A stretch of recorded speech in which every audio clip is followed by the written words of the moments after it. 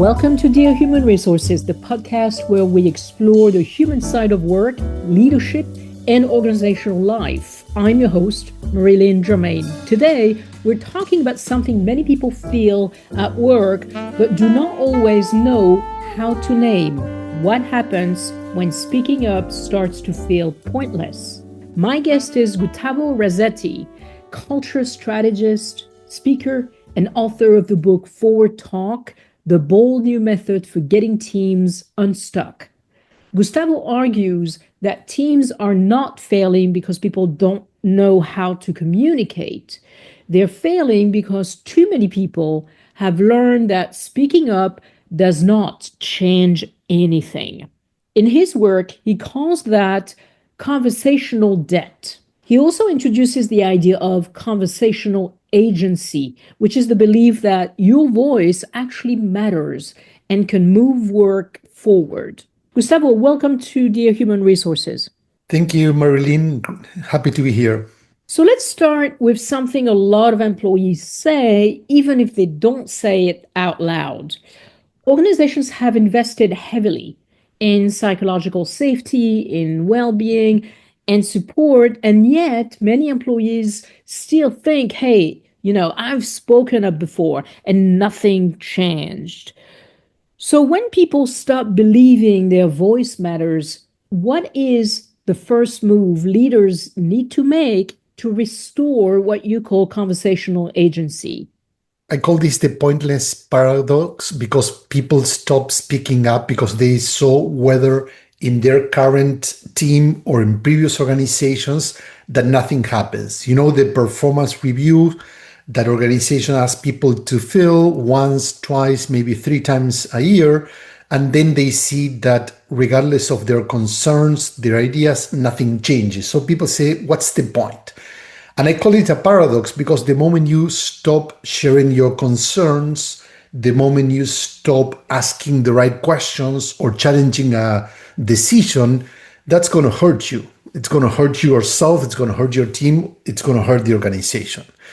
So what can you do? Well, if you're a leader, first, don't ask something that you're not willing to change. So there are a lot of leaders that want to look inclusive and they request input before making a decision, or they ask people for ideas, but they don't really are open to making any changes. So if you are in that bucket, my advice would be don't ask. It's better not to create the expectation that actually people's words or ideas will change anything if you're not willing to do so.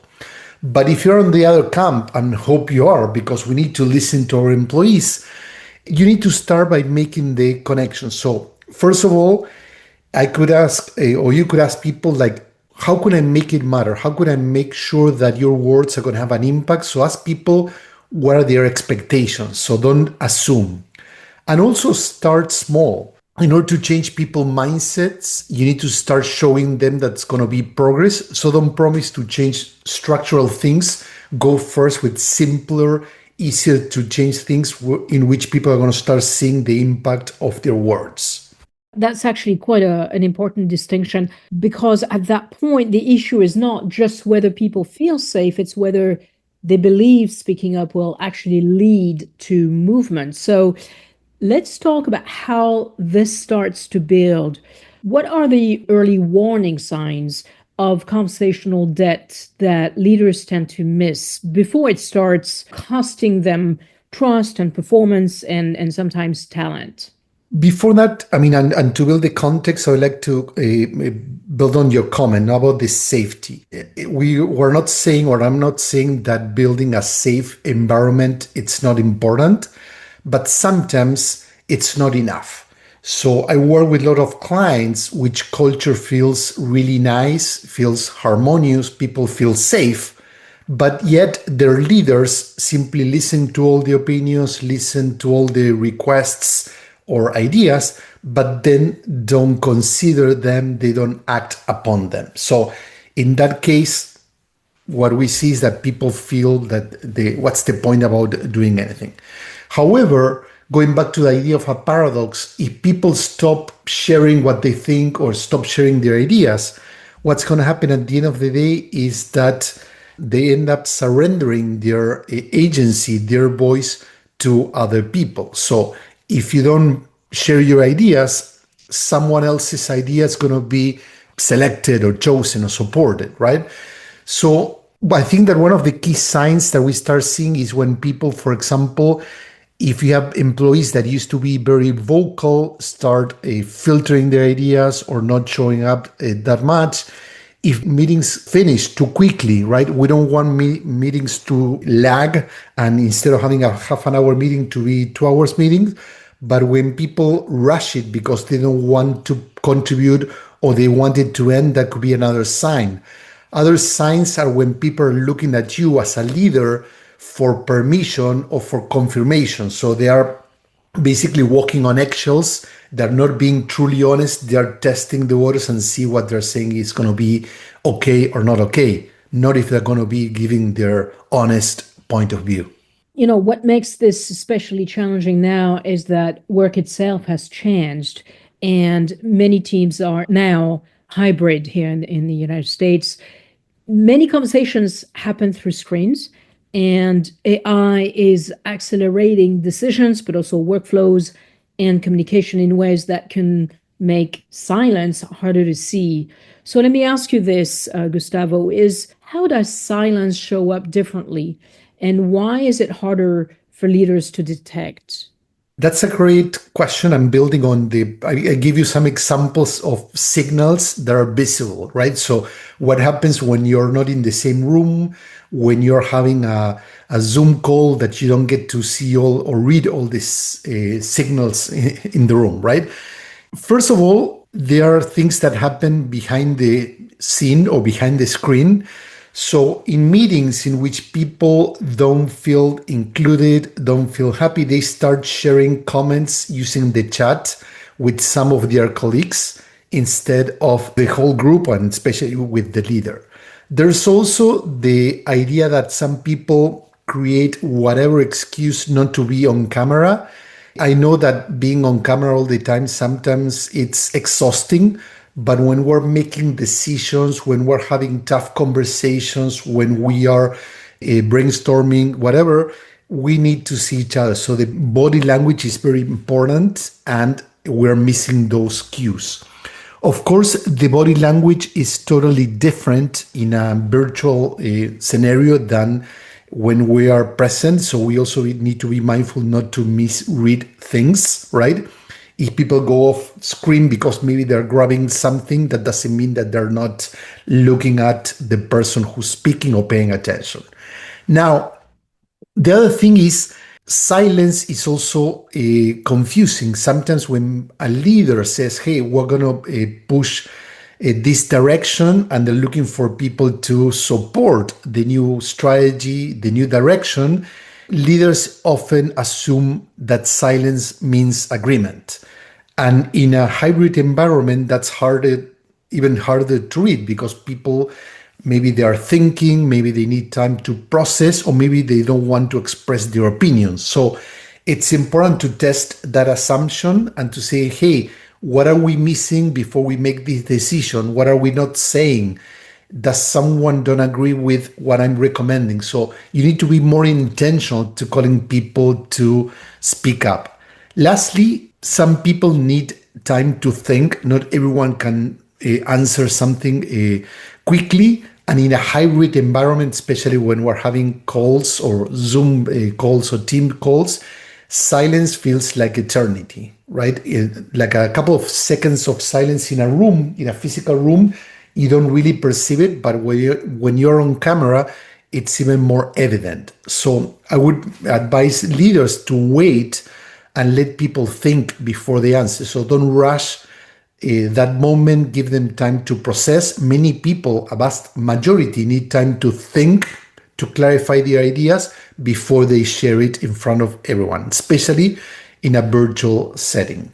Right. So silence does not always look like resistance, and sometimes it looks like politeness, and sometimes it looks like, as you said, a quick agreement, and sometimes it looks like people nodding and moving on. So I want to close with something that I think many listeners will connect with personally. You speak about a kind of workplace resignation where people are not necessarily afraid to speak. They just think it will not matter if they do speak. So, for someone listening right now who is thinking, hey, my voice doesn't matter here, what would you want them to hear? It all depends on the context that people maybe tried and tried and tried, and there is a point that they're giving up.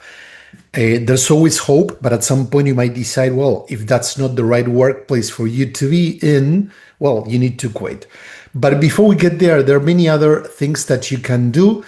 When we're observing an issue, we are also part of that issue. So being a bystander doesn't help. Many toxic or complicated cultures, if you may, resulted not because some leaders did crazy things, but a lot of people, the people reporting to them, and the people reporting to those reporting to the leader, didn't say anything. So if you don't express your ideas, no one's going to buy them. If you don't express your concerns or your questions, no one's going to do anything about it. I say, and I know this is a difficult kind of advice, that sometimes it's best to be fired because in one event you spoke up than to be fired after many events in which you didn't. Because in the end, if you don't speak your mind, if you don't have a point of view, if you don't challenge what's happening with the team is not going to succeed, and you are not going to be fired because the team is going to be gone, right? So that conversational depth that you mentioned earlier is the consequences of many small acts that we don't do anything about it, but they pile up and then they become a crisis. So every crisis becomes small. We can see the early signs, but if you don't speak up, you're also being part of the problem. The most important thing, just to wrap up, is that your voice matters. And I know sometimes it feels hard or risky, so you can look for other people in the room to help you, to support, maybe talk to a friend, and then say, well, I'm going to raise this issue. I want you to also chime in, or maybe two other colleagues. So it's not a personal thing. It's a group of people raising that issue. Research shows that when we want to create a loop, when we want to change the conversation, when we want to replace silence with conversations that matter, the first person to speak up is not the most important. The most important is the second one, the one who validates the conversation, that builds on your idea, builds on your question, and then the rest of the people chime in and it becomes a group conversation. So find that second person that's going to validate your point so you're not alone. That's such a powerful note to end on, Gustavo. Anything else you want to add?